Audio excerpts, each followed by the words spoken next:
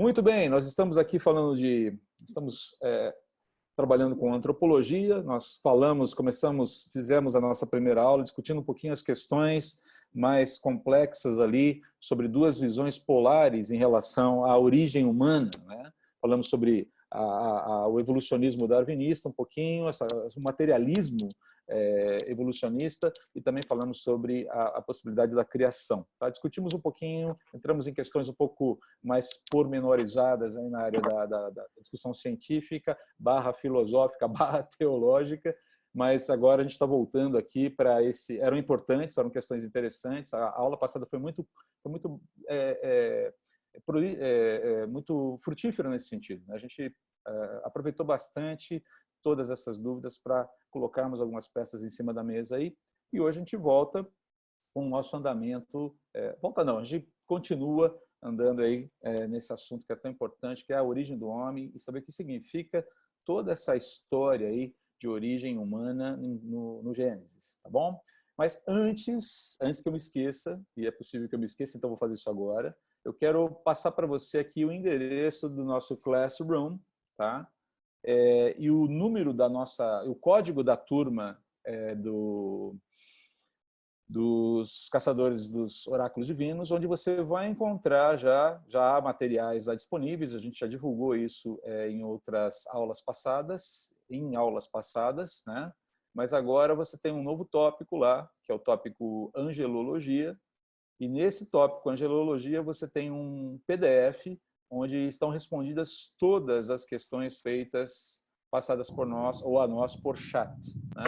Algumas perguntas foram respondidas na própria aula e aquelas que estavam registradas no chat foram respondidas com fundamentação teológica. Não são respostas curtas, simplistas, são respostas que buscam dar fundamentação e entram, inclusive, em outros aspectos do saber teológico, porque elas tangenciam esses aspectos, né? A gente precisa construir ali um fundamento bem sólido para poder responder algumas perguntas, tá bom? É óbvio que essas respostas podem gerar outras perguntas. Então, se for o caso, você novamente pode nos procurar, mas esse material já está à sua disposição. Se eu não me engano, foram 7 perguntas bem interessantes feitas ali, e é um material rápido, de rápida leitura, tem apenas 5 páginas, você vai se deleitar lendo e estudando esse material. Está à sua disposição, tá? Para você matar sua dúvida, matar sua curiosidade e aprender um pouquinho mais, tá bom? Então, pegue aí os endereços. Se você tiver alguma dificuldade para entrar depois desse endereço do Classroom, me avise. A gente pode tentar disponibilizar diretamente pelo WhatsApp também para você, tá bom? Mas, por enquanto, está lá à sua disposição já. Muito bem, minha gente. Nós estávamos falando aqui, nosso papo aqui estava nesse slide, né? Estávamos falando sobre a criação do homem, falamos sobre o propósito da existência, falamos que a criação, aquilo que a Bíblia relata sobre a origem humana, ela nos fundamenta, ela dá sustentação para que a gente diga que a vida humana ela tem um propósito objetivo. Nós não estamos aqui por acaso, né? Há um propósito para a nossa existência. Nós respondemos sim a um Criador que está acima de nós. Ele é o nosso referencial, ele é a nossa régua, ele é o parâmetro de toda a bondade. A gente já viu isso em teologia, né? A gente falou da seidade de Deus, que Deus é o único ser necessário em toda a realidade, né? Eu não sou necessário para que a realidade aconteça. Com todo respeito, você também não é, né? Mas Deus é necessário. Se ele não existir, se ele não for quem ele é, nós não temos condições de alegar uma série de coisas que alegamos em relação à nossa existência, né? A dignidade da vida humana, por exemplo, né? Fica tudo muito vago, fica tudo muito solto no ar, tá bom? Então aqui a gente viu que a criação ela nos traz ela encaixa muito bem com essas expectativas, com esse anseio humano de que eu sou alguma coisa, eu valho alguma coisa, né? Tem gente que fala que não, mas o problema do discurso ateu é que ele discursa no sentido contrário, mas não vive em consonância, não vive coerentemente com o seu discurso. Mencionei, inclusive, aquele bilhete de suicídio do Flávio Migliaccio, né? em que a humanidade não deu certo. Mas cuidem das crianças. Percebe a incoerência? É trágico, né? A gente não pode fazer piada disso, não. Mas ao mesmo tempo que você vê a tragédia, você também enxerga a incoerência num bilhete. É assim, tá bom? Vamos começar a andar um pouquinho mais aqui hoje, né? A gente já tinha começado aqui a discutir essas questões, né? Nós falamos que a criação do homem foi planejada por Deus, a gente já viu esses textos aqui, né? A gente já trabalhou um pouquinho com Gênesis 26, 31. Ela ocorreu de forma direta, especial e imediata, mas aqui eu acho que é importante a gente relembrar um pouquinho algumas coisas aqui. Então, deixa eu repassar esses textos rapidamente com você aqui, tá? Com vocês. Então, Gênesis 1, 27, eu vou colocar esse texto aqui na tela para vocês, né? Olha só. Criou Deus o homem à sua imagem, a imagem de Deus o criou, homem e mulher os criou. A gente vai voltar para esse texto daqui a pouco, tá bom? 2:7. Olha lá.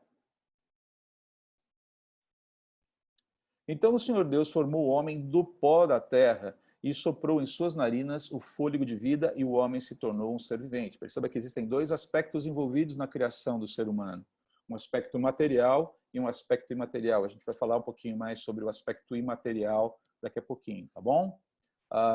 O valor é a singularidade da vida humana. É o que a gente tem advogado. Que o cristianismo, a cosmovisão cristã, a revelação bíblica, ela dá a todas as explicações. Ela fala, ok, é por isso que a gente sente que a gente tem valor, que a gente se preocupa com a nossa vida, que a gente quer que a vida tenha sentido. Claro, porque a vida foi feita para ter sentido. Tá? Então, olha só que bacana, que legal aqui os versículos. Eu vou ler vou só colocar aqui para a gente o Salmo 8, para a gente poder caminhar aqui, que isso aqui é um material da nossa aula passada, a gente não conseguiu terminar, porque as nossas discussões foram muito frutíferas, mas hoje a gente precisa andar um pouquinho mais. Né? Quando contemplo os teus céus, obra dos teus dedos, a lua e as estrelas que ali firmaste, e pergunto, que é o homem para que com ele te importes? E o filho do homem para que com ele te preocupes? Tu fizeste um pouco menor do que os seres celestiais, e o coroaste de glória e de honra. Tu fizeste dominar sobre as obras das tuas mãos, sobre os seus pés, tudo puseste, todos os rebanhos e manadas, e até os animais selvagens, as aves do céu, os peixes do mar, e tudo que percorre as veredas dos mares. Então perceba que dentro da ordem criada, nós estamos dentro de uma estrutura hierárquica em que nós temos responsabilidades. Apesar de sermos seres comparativamente menos poderosos que anjos, em termos de constituição do ser, por assim dizer, temos uma responsabilidade, um privilégio fenomenal.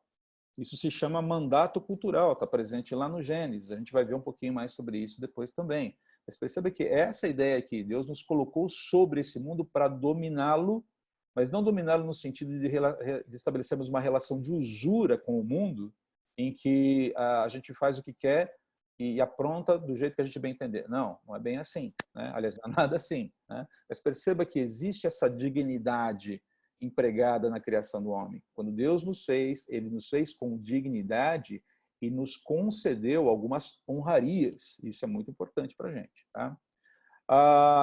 Interessante olhar aqui também que primeiro foi criado o homem e na sequência a mulher. Tá? O homem foi criado, foi moldado, o verbo utilizado lá no texto bíblico é yatsar, tá? É assim que se pronuncia essa palavrinha hebraica aí, do pó da terra, está lá em Gênesis 1, 21. Vamos voltar lá. Importante a gente ler isso aí, só relembrando aqui, né? Gênesis 1, 21 a 24, está aqui. Assim Deus criou os grandes animais aquáticos e os demais seres vivos que povoam as águas de acordo com as suas espécies e todas as aves de acordo com as suas espécies. E Deus viu que ficou bom. Então Deus os abençoou, dizendo, sejam férteis e multipliquem-se, e encham as águas dos mares e multipliquem-se as aves na terra. Passaram-se a tarde e a manhã, esse foi o quinto dia, e disse Deus, produza a terra seres vivos de acordo com todas as suas espécies, rebanhos domésticos, animais selvagens e os demais seres vivos da terra, cada um de acordo com sua espécie, assim foi. Deus fez os animais selvagens de acordo com as suas espécies, os rebanhos domésticos de acordo com as suas espécies. Perceba aqui a palavra espécie aparecendo. Ok? Então, Deus já fez cada espécie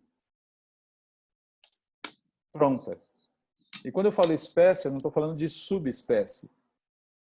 Tá? Então, não há essa ideia de que espécies geram novas espécies. As espécies já foram preparadas por Deus. Agora, é óbvio, eu não creio que Deus fez o pastor alemão, fez o dálmata, fez o chihuahua. Eu creio que ele fez canídeos. E a partir dos cruzamentos de raças, você vai chegando nessa especificidade que a gente tem hoje. Ok? Então, a gente pode dizer que o primeiro cachorro foi um vira-lata, de certa forma. Tá? Era o canídeo na sua essência. Tá bom? Só para você entender aqui. Né? Os cruzamentos que foram determinando um pouquinho mais. Assim como aconteceu com a gente. Traços de cabelo, cor de olhos, cor de pele, essa coisa toda. Tá bom? Mas a matriz é uma só. E Deus viu que ficou bom. Então disse Deus, façamos o homem a nossa imagem, conforme a nossa semelhança, e domine ele sobre os peixes do mar, sobre as aves do céu, sobre os grandes animais de toda a terra e sobre todos os pequenos animais que se movem rente ao chão. Novamente, perceba a ideia de feitura do homem. Quando ele fala, façamos o homem a nossa imagem, essa ideia de construção. Né? Ele fala, olha, criou Deus o homem à sua imagem, a imagem de Deus criou o homem, mulher os criou, a gente já leu esse texto, mas a ideia de moldou o homem. Né? Primeiro o ser, o masculino, ele molda esse homem, ok? Essa é a ideia aí, tá bom? E Eva foi formada a partir de Adão, a partir de material genético de Adão, e ela está relacionada com a ideia de edificação. O verbo utilizado para a feitura da mulher é banar, é um verbo diferente. O homem é modelado, a mulher é edificada a partir de material pré-existente, já orgânico, humano, por assim dizer, tá bom? A discussão aqui é muito interessante, tá? Mas a gente não tem condições de entrar nesse assunto especificamente agora. Mas a discussão sobre o material genético utilizado por Deus ali presente nessa parte da costela de Adão, enfim, tem toda uma discussão muito interessante sobre isso e como faz um baita sentido pegar esse material para clonagem, de certa forma. Deus fez uma clonagem, não do ser específico, mas da espécie, por assim dizer, tá bom? Então, perceba que o que a gente tem aqui é que, ontologicamente, algumas revisões nesse slide, nós somos ontologicamente inferiores aos anjos. Os anjos têm uma qualidade celestial que nós não temos. E mesmo na glória, talvez nós seremos distinguidos, talvez, dos anjos de alguma forma. Tá? Eles têm uma estrutura diferente da nossa. Tá? O que não significa que nós sejamos inferiores em importância. Até porque Deus nos comissionou com responsabilidades em torno de um planeta. Não é pouca coisa. Né?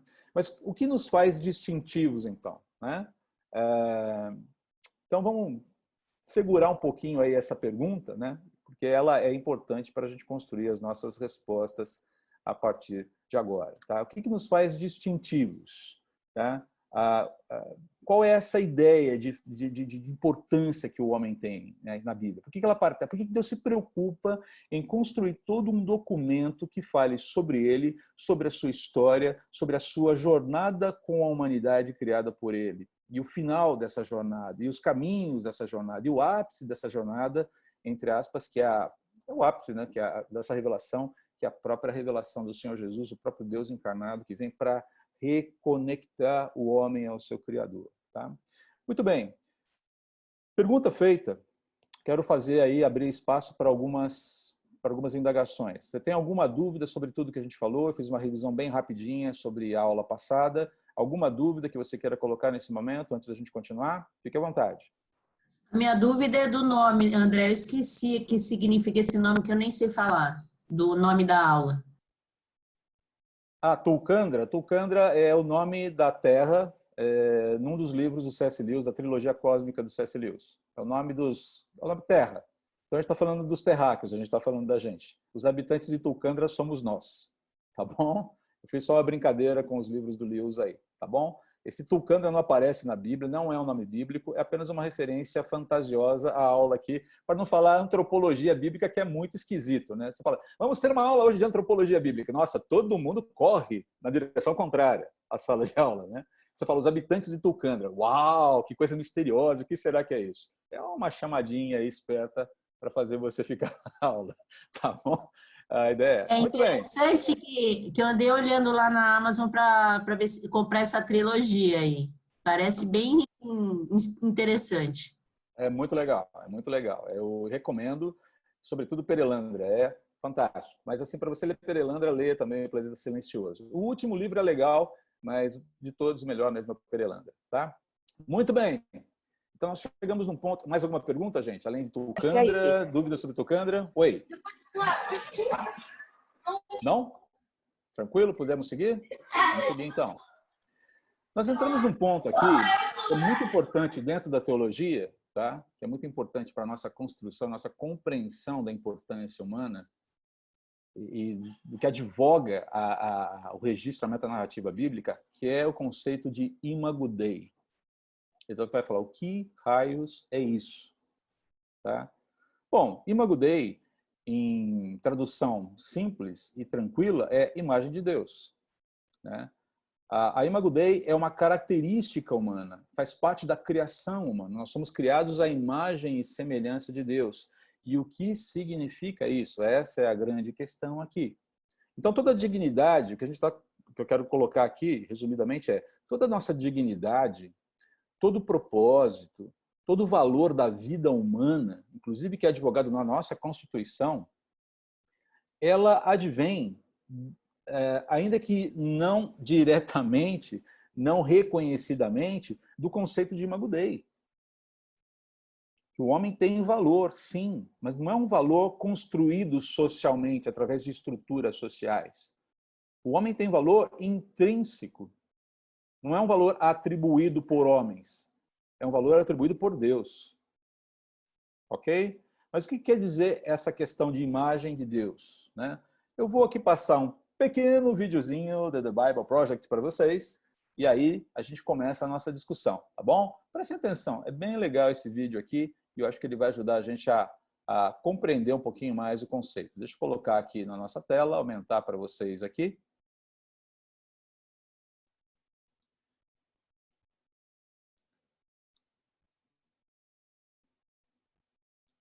Vamos ver aqui, vamos voltar aqui o vídeo.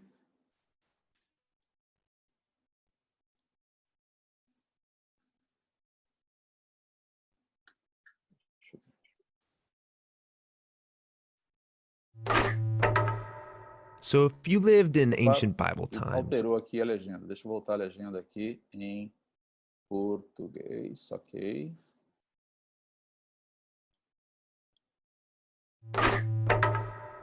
So if you lived in ancient Bible times, odds are you lived under the authority of a king. And many of these kings claimed that they were gods, and they would even call themselves the image of God. Meaning they had authority to tell people what to do, order things to be made. Yeah, they got to define good and evil. And these kings would often make statues of themselves, which in Hebrew were called tselem, often translated as idol or image. But for Israel, they didn't view their kings as the God. In fact, they were never supposed to even make images of God. It's exactly right, and that was really unique for that time and culture.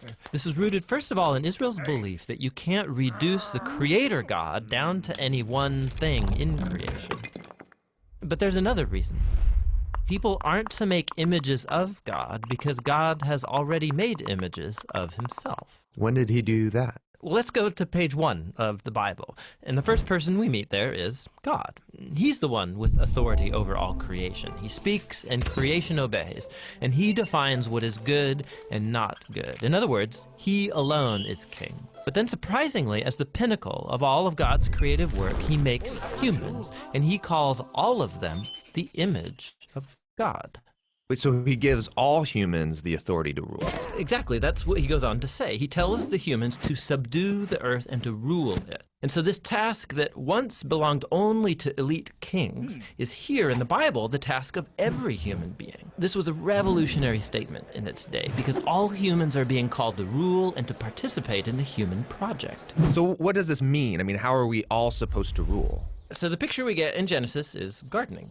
Gardening? Yes, gardening. So they rule the earth by cultivating it, by harnessing all of the earth's raw potential and then making something more and new out of it. So growing food for each other. Yes, but That also includes growing families then, which become neighborhoods, and then they create communities where people are going to work and take care of each other and build businesses and cities that will expand to new places and so on. So ruling is really the day-to-day acts of our work and creativity. Yes, we take the world somewhere. This is humanity's divine and sacred task. Yeah, and this all sounds really nice. And humans have designed some pretty great things. But just as often we create things that cause a lot of suffering and a lot of injustice. So maybe we shouldn't actually be ruling. Yeah, so the Bible addresses this. In Genesis, what happens is that God gives humans a choice about how they're going to rule. So are they going to use their authority for the benefit of others, which is God's definition of good, or are they going to turn away and define good and evil for themselves and use their authority for self-advantage? And in the story, they choose to define good and evil on their own terms. And so this is the Bible's depiction of the human condition. So sometimes we pull off amazingly good stuff, but just as often, despite our best intentions, we act selfishly and we create evil in the world. And so we're stuck as mediocre rulers making a mess of things. But that's not the end of the story. So the Bible goes on and it makes this claim that all of this was resolved when God bound himself to humanity through Jesus. And he showed us what it looks like to truly rule as a human. So what does it look like? Well, Jesus ruled by serving and by seeking the best for others, by putting himself underneath them and loving not just his friends, but also his enemies. And that's not a typical way to rule. And not only that, Jesus confronted the consequences of all of the evil and the death that we have created by our messed up ways of ruling. And he takes it. I mean, he lets it kill him. And so when the New Testament writers looked back to Jesus' resurrection, they see a whole new future opening up for all humanity. Jesus is a new way to be human. Yeah, that's why they called Jesus the image of God, or the new human. And not only that, they also believe that Jesus' divine life and power is now available to heal and to transform us to become our life and power. And this sounds really nice, but what does it really look like? So practically, the Apostle Paul said it looks like people being filled by Jesus' own presence and spirit, filled with love and joy and peace and patience and kindness and goodness and integrity and gentleness and self-control. He says this is the new humanity that God wants to create in us so that we become people in whom God's image is being restored, people who will move the human project forward. And that's actually how the story of the Bible ends. It's a renewed world where God is on his throne and his servants are all around him, but they're the ones ruling over this new world, taking it into new, uncharted territory with Jesus as their healer and their guide. Ok. Muito bem. A pergunta que eu faço é... Na verdade, é uma pergunta, né? Quero reações ao vídeo. E aí, o que vocês acham? Quem quer falar alguma coisa? Chamou atenção alguma coisinha? Nada? Fiquem tranquilos. Que, nada, que responsa, né? Que responsa. Que responsa. Eu acho que você definiu tudo, viu, Daniel? Que responsabilidade. E mais, que responsabilidade agora, hoje, já. É por isso que eu tenho falado em alguns momentos, em alguns círculos, né, que eu não quero, como cristão, sobreviver a essa pandemia. Eu quero viver nessa pandemia. Como? Governando. Governando como? Servindo. Porque esse é o nosso chamado. E eu creio que Deus... A questão é, ok, como é que a gente vai fazer isso? Bom, a gente está descobrindo juntos, né? Mas como igreja, como corpo de Cristo, como pessoas reconectadas a Deus e agora integrantes desse reino, dessa nova humanidade feita em Jesus, as responsabilidades não são pequenas. E os privilégios também não são. São responsabilidades e privilégios tremendos. Então, é óbvio que nós estamos no momento em que nós precisamos de encorajamento, né, de forças renovadas, de fortalecimento das nossas convicções, né? Às vezes o ânimo fica meio baixinho e tudo mais, mas ao mesmo tempo nós não podemos nos desconectar, muito pelo contrário, devemos cada vez mais incorporar esse chamado para uma governança celestial nesse mundo, uma governança que serve, que cuida, que ampara, que mostra que o caminho que o mundo está escolhendo não é o melhor caminho. A gente tem reclamado muito dos nossos governantes e com muita razão, em muitos aspectos. Eu não falo de um governante A, B ou C, eu falo deles de uma forma geral aqui, tá? Mas a pergunta, qual é a alternativa? Que alternativa nós cristãos estamos demonstrando? Como nós estamos mostrando, além de reclamar, e pela graça de Deus muitos têm orado, né? Mas além de reclamar, além de orar, como nós temos manifestado a alternativa? Que é mandato cultural, está lá em Gênesis. Faz parte do nosso DNA esse negócio, né? Então é isso que você levanta, Daniel, é muito sério. É muito sério mesmo. Tá? Eu creio que está no epicentro da nossa discussão sobre antropologia aqui. Não é simplesmente falar que nós somos criados à imagem e semelhança de Deus e que isso é muito legal e que isso dá sentido objetivo para... Não, dá, claro, tudo isso é muito importante. Mas isso foi feito com uma finalidade. Governança. Responsabilidade. Não só pelo que foi criado, mas por tudo que está dentro desse ambiente criado. Isso significa, inclusive, responsabilidade uns para com os outros. E nesse exercício dessa responsabilidade, eu honro a Deus, eu glorifico a Deus. Acho que você chegou, você matou no ponto aqui, pegou na veia. Tá? É bem isso aí mesmo, tá bom? Mais alguma coisa que vocês queiram colocar sobre esse vídeo? Pô, André, um outro aspecto interessante é a questão envolvendo o trabalho, que alguns às vezes acham que o trabalho é fruto do pecado. Não, não, não, já estava lá no começo. Trabalho não e é foi a fruto partir do do pecado. cultivo, exato, a partir do cultivo, né, foi dado por Deus isso. Mas de uma forma bem tranquila, né?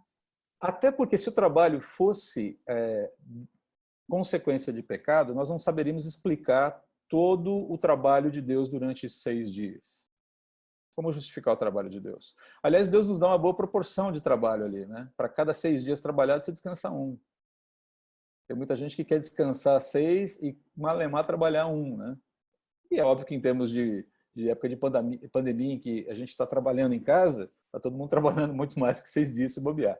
Mas, enfim, essa ideia do trabalho, a redenção da visão do trabalho também. O trabalho é uma bênção. A nossa relação com ele que está padecendo. Assim como as relações humanas, a relação com Deus, a relação com os homens, a relação com o cônjuge, a relação com a própria criação está adulterada por causa do pecado, a relação com o trabalho também está, e ela precisa ser resgatada. É um outro tema muito interessante a partir da antropologia aqui. Muito bom mesmo. Bem colocado também. Uma coisa que me veio, André, foi uma profunda noção de humildade, sabe? Uhum. Como que vamos governar o mundo? Aí vem uma pá, né? Pura, né? E como é que Jesus veio governando? Aí Jesus lá lavando os pés dos discípulos. Eu tô com vontade de chorar, sabe? Porque isso é tão... Pode chorar, não tem problema. É uma revolução. Isso é totalmente contra a maré do que o mundo diz pra gente, cara. É uma profunda noção de humildade, que é uma responsabilidade, é um privilégio, mas é outra pegada, cara. Sensacional esse vídeo. Gente, uma coisa interessante que a gente precisa lembrar é o seguinte, né? Se nós incorporarmos, de fato, aquilo que a gente afirma crer, você pode ter certeza que o estrago, o bendito estrago, será grande na sociedade. É que, na verdade, nós ainda estamos presos, muito presos, e estou fazendo aqui uma autocrítica também, tá? Não estou falando só de vocês, estou falando de mim, sobretudo. Nós estamos muito presos aos nossos próprios afetos. A gente quer cuidar muito da gente, e Deus nos chama para cuidar do outro, enquanto Ele cuida da gente. Essa mudança paradigmática que são elas, porque a gente sempre desconfia um pouquinho do cuidado de Deus, né, com a gente. Né? E o conceito de liderança na Bíblia, Ana, é muito importante. Eu acho que ele é sintetizado pela frase de efeito que um professor, que o fundador do Seminário Palavra da Vida, o Sr. Davi Cox, mencionou numa mensagem dele uma vez que eu nunca mais esqueci. Líder que não serve, não serve. A ênfase da liderança é o serviço, é o servir, não simplesmente mandar. O bom líder não é aquele que manda. Ele sabe mandar, mas, sobretudo, ele serve. Né? Então, esse conceito é curioso, porque ele é revolucionário. Inclusive, tem gente aí de fora que nem cristão é que está começando a perceber que esse negócio faz um certo sentido. Mas, enfim, vamos em frente aqui, tá bom? Olha só que interessante, isso aqui é Gênesis 1, 26, 27 em hebraico, tá? E a partir daqui eu quero trabalhar com dois aspectos muito que a gente passou até agora, bastante voo rasante, mas que para a gente é muito importante agora. A primeira questão, o conceito de Imago Dei, e depois discutir um pouquinho essa história de gênero. Que raio é essa história de gênero? O que a Bíblia nos ajuda a entender esse assunto sobre gênero, sobre o que significa ser homem, o que significa ser mulher. Mas primeiro a questão da Imago Dei, que é importante, e que tem a ver com toda essa questão do mandato cultural, tudo aquilo que a gente já viu até agora. Muito bem, olha só, eu vou ler isso aqui em hebraico para vocês com toda a calma, porque eu estou meio enferrujado, tá, gente? Então, me perdoem se eu der uma enroscada aí em algum momento aí e retomar, tá bom? Mas prometo que eu farei o meu melhor aqui, pagar um mico lascado agora. Oh, Senhor, ser pastor é padecer no paraíso. Vamos em frente, né? Olha aqui. Vaiomer Elohim Nasa Adam Betsalmenu Kidmutnu Vaibará Elohim et Haadam Betsolmo Betsalem Elohim Bara Oto Zakar Nikva Bara Otam. Muito melhor que eu esperava, a Elane falou aqui. Olha, pelo menos a minha claque pessoal aqui está falando que eu li até que bem, né? Mas enfim, só para você entender, esse é o texto bíblico sobre Gênesis 1, 26 e 27. Por que ele está aqui? Porque a gente precisa trabalhar com... se você der uma olhadinha, só explicar o porquê. A gente precisa trabalhar com o texto bíblico, muitas vezes, no seu original, para entender os termos, o significado dos termos, e avaliar se as nossas traduções elas estão capturando o sentido adequado, e se a gente não pode ir um pouquinho além naquilo que a gente já consegue compreender, aquilo que as nossas palavras da nossa língua, o campo semântico dessas palavras significa, tá bom? Mas o fato aqui é o seguinte, são duas as palavras utilizadas, e aqui é repetida, essa aqui, tselem, tá? Aqui, tselem, imagem. Por que isso aqui, se você olhar aqui, por que isso aqui, essa palavrinha aqui, tselem, tá bom? Agora dá para ver, né? Isso aqui é um pronome, isso aqui é uma preposição, né? Isso aqui que está na frente é uma preposição, isso aqui que está atrás é atrás no sentido inverso, né? É um pronome pessoal possessivo, é um pronome pessoal possessivo. Mas enfim, não vem ao caso agora ficar falando dando aula de hebraico aqui, mas é que eu me empolgo.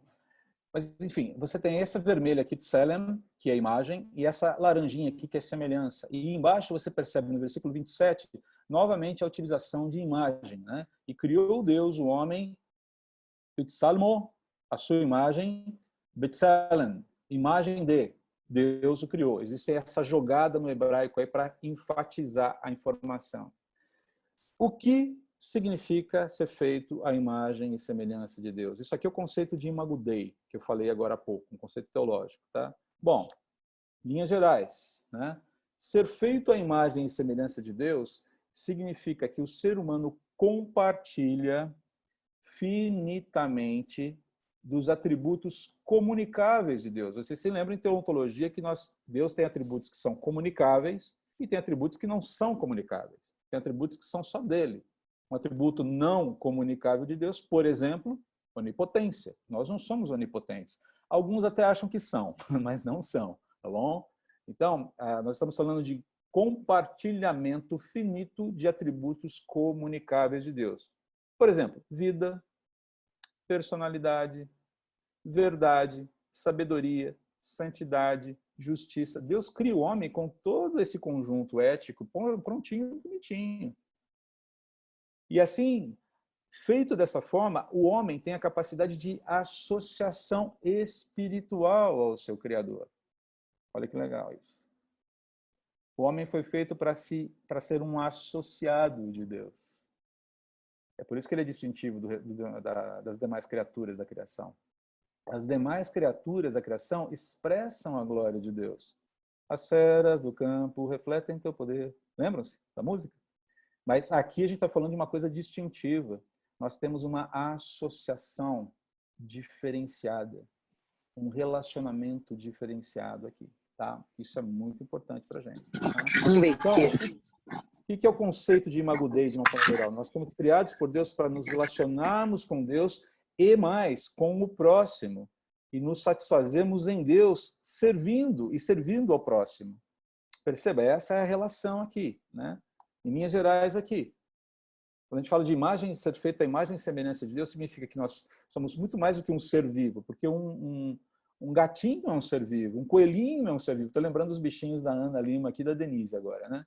Um cachorrinho é um ser vivo, um cachorrão é um ser vivo, né? Mas seres humanos são diferentes.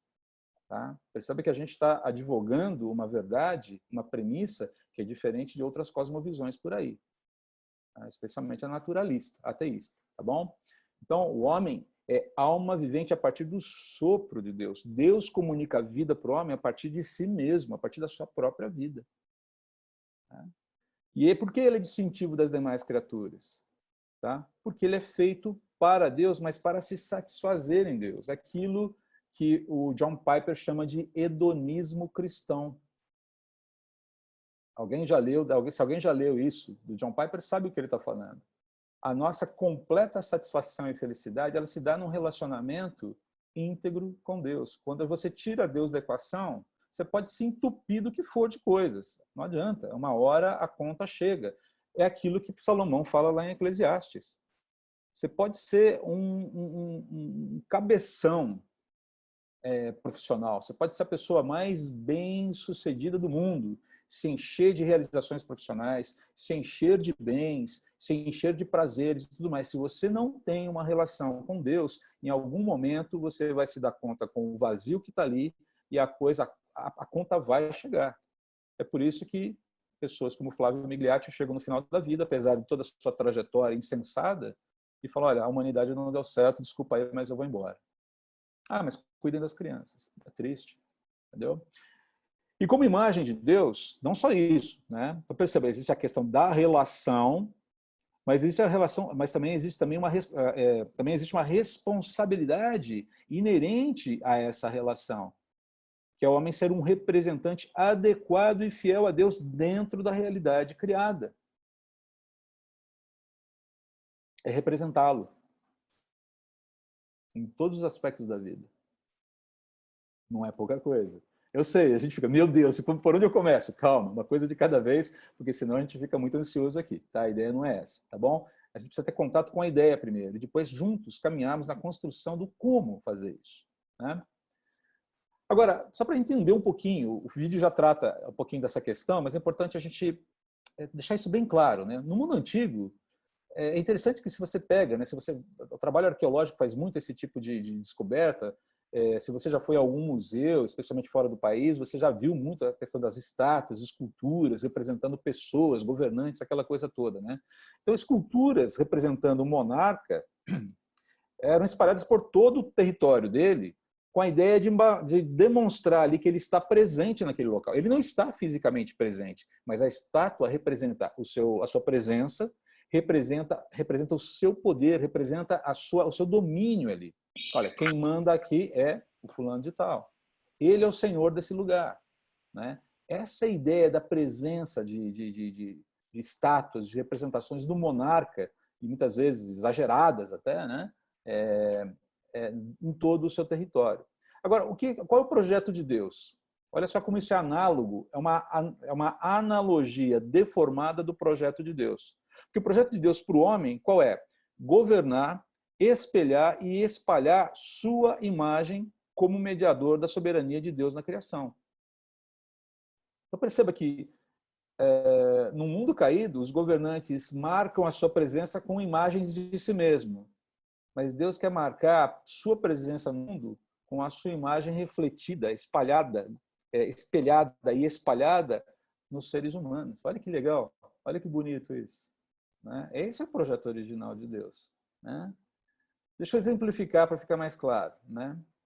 Lá no passado, quando você tinha, por exemplo, vou pegar um exemplo da cosmogonia egípcia. Né? O faraó era a encarnação de Ra. Né? Ele era a grande divindade presente. Então havia uma divindade que era representada dentro da realidade humana pelo próprio faraó, a pessoa do faraó. E como é que o faraó marcava a sua presença? Ele, ao longo do seu território, ele espalhava imagens de todo o panteão egípcio, de toda a cosmogonia dos deuses egípcios, mas também de si mesmo, junto desses deuses, para mostrar que ele era o cara. E isso era espalhado ao redor de todo o território que ele tinha. Então, essa presença do faraó como divindade, como deus humano, ela era vista em todos os lugares. O faraó é um deus, ele é o deus desse lugar. E ninguém é mais deus do que faraó. Tá? Essa é um pouquinho a ideia no mundo antigo. Você vê isso, em certa medida, também na própria cosmovisão romana, greco-romana, né, onde o imperador é uma divindade. Ok? Esse conceito também está presente dentro do próprio Império Romano. Mas não é tão distante da gente também mais, não. Se você pegar aqui, a Coreia do Norte, isso aqui é atual. Tá? Olha o tamanho dos meninos aqui. Kim Il-sung, que é o avô do atual governo Kim Jong-il, né? E Kim Jong-il,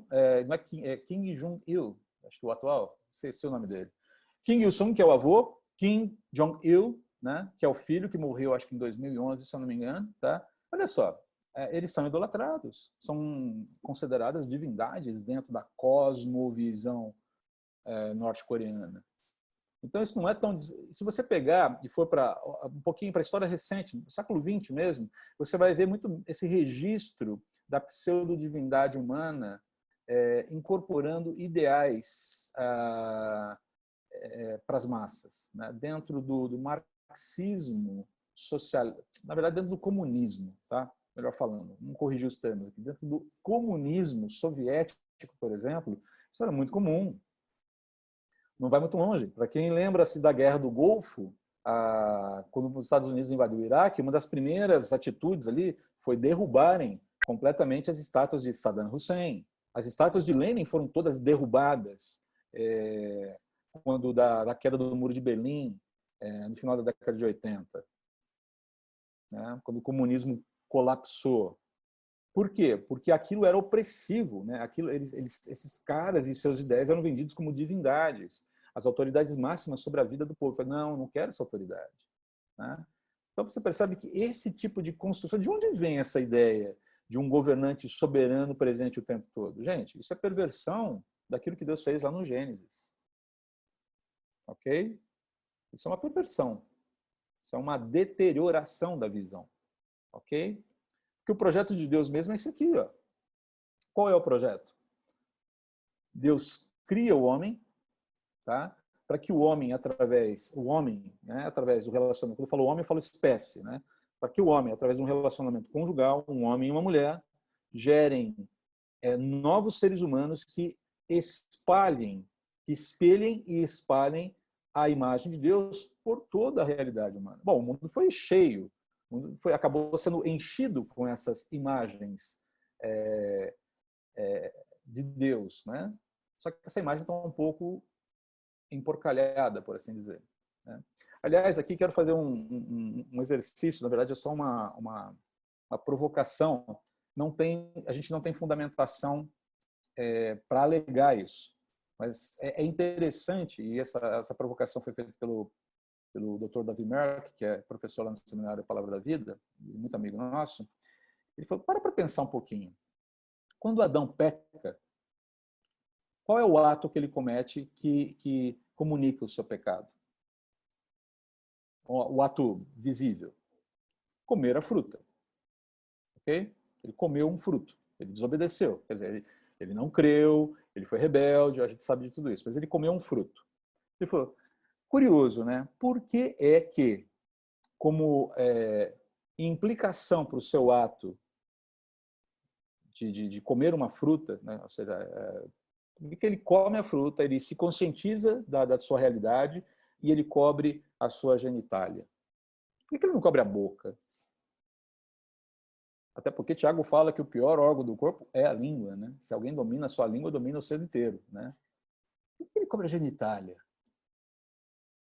Eu falei, cara, pergunta interessante essa. Aí ele falou, olha, eu não posso alegar isso com 100% de certeza, mas me parece que naquele momento a consciência de Adão lhe disse, cara, agora todos os seres humanos que você for gerar virão com defeito. Olha o estrago que você fez, cara. Então, é uma forma de encobrir, né? Não tem a ver com o tabu da nudez, eu acho. Veja bem, a gente não pode alegar isso, tá, gente? A Bíblia não nos informa que foi essa a motivação de Adão para cobrir aí o seu sexo, nem Eva, né? Adão e Eva. Mas é interessante pensar que, naquele momento, a compreensão do que havia sido feito com a raça humana parece ser bastante... pode ser uma explicação bastante plausível para isso, embora ela não possa ser afirmada com toda certeza. É só que uma provocaçãozinha, né? um pensar teológico aí, interessante considerar isso daí. Não dá para a gente afirmar isso, ok? É apenas uma consideração, um exercício aí, tá bom? Então, perceba, essa ideia de o homem continua espelhando e espalhando a imagem de Deus, só que agora com problemas, quebradiça, com defeitos, distorcida. Ok? Mas o projeto de Deus é esse. Então, essa ideia de imagem, aquilo que o vídeo fala, né? Olha, é uma grande besteira essa história do governante ficar tentando construir a sua imagem por aí. Inclusive, isso toca... bom, segura um pouquinho aqui, deixa eu terminar o pensamento. Por quê? Porque Deus já criou uma imagem. A imagem é o próprio homem. E essa imagem é uma imagem de Deus. Ok? A ideia é representar Deus. É espelhar para o próximo o próprio Criador. E é uma grande bobagem essa história de criação de imagem, marcar presença. Não é uma grande bobagem, é uma grande tristeza, na verdade. Porque você vê isso acontecendo hoje, não necessariamente através de estátuas, mas através de redes sociais. As pessoas querem ser idolatradas, querem ser seguidas, elas querem ser incensadas, elas querem ter a sua imagem reconhecida. Eu lembro de alguns anos atrás, foi muito engraçado, uma família muito amiga nossa nos visitou e estava no comecinho do Instagram, se eu não me engano. Não sei se era Instagram, Snapchat, o que era. E as meninas ainda adolescentes, né? Uma mais velha que a outra, uma 2, 3 anos mais velha que a outra. A mais nova chegou assim: ai, André, eu não sei o que eu faço, eu estou muito triste. Acho que 11 anos de idade. Eu falei, você está muito triste por quê? Não, porque minha irmã tem o dobro de seguidores que eu no Snapchat. Eu falei, nossa, meu Deus do céu, que drama o seu, né? Não é óbvio que eu não tripudiei dela, mas eu falei, cara, olha isso, né? A gente está preocupado com quem nos segue, né? E a gente tem visto muito isso dentro da igreja hoje. Pessoas que estão preocupadas com a construção de uma imagem de si mesmas, quando, na verdade, elas devem se preocupar em servir. Elas devem procurar em exercer o seu cristianismo de forma honesta, de forma bíblica, e de forma que honre a Deus. É por isso que nós estamos nesse mundo cheio de problemas aqui, porque existe uma preocupação midiática muito grande, muito mais do que uma preocupação com o servir, o cuidar e o zelar pelo próximo, do próximo. Percebe como isso ainda está acontecendo. A gente não tem estátuas no meio da rua. Mas a gente tem isso aqui, ó, The Black Mirror. Isso aqui já é suficiente para causar um estrago razoável. Talvez até muito mais do que algumas estátuas. Você percebe como mudam-se os meios, mas o coração idolátrico está exercendo a sua pecaminosidade do mesmo jeito aqui. Muito bem, vamos seguir aqui. Então perceba que essa é a ideia de Deus. Qual é o projeto de Deus aqui para o homem? Né? É que esse é o projeto original, que a criação desse ser implicava na construção de uma realidade para o mundo que Deus criou, onde esse ser humano vai habitar esse mundo e vai cuidar desse mundo representando o seu Criador. Vai representar o seu Criador no seu próprio relacionamento com o próximo, no seu cuidado com o planeta, no seu cuidado com os seres ao seu lado, a sua prole, o seu cônjuge, o seu cuidado com aqueles que trabalham ao seu lado, o seu cuidado com a sociedade na qual ele está inserido. E dessa forma ele vai honrar ao seu Criador, ele vai adorar verdadeiramente o seu Criador. É por isso que a adoração não é simplesmente a gente escolher meia dúzia de músicas para cantar no final de semana na igreja.